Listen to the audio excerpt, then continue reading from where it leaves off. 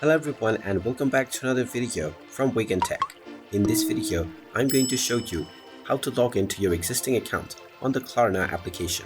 So let's get started right away. First of all, open up the Klarna application on your device. And once you open it up, you will see the create account as well as the sign in button. First of all, click on the drop down menu above and then choose your country.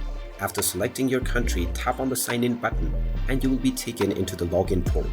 Now from this page, just type in your phone number or your email address within the given box and then tap on the continue button. You will then be asked to enter the 6-digit code that has been sent to your email. So just check your inbox and you will find this code. After entering the code, you will be logged into your Klarna account right away. And now you will be able to start using the Klarna app on your device.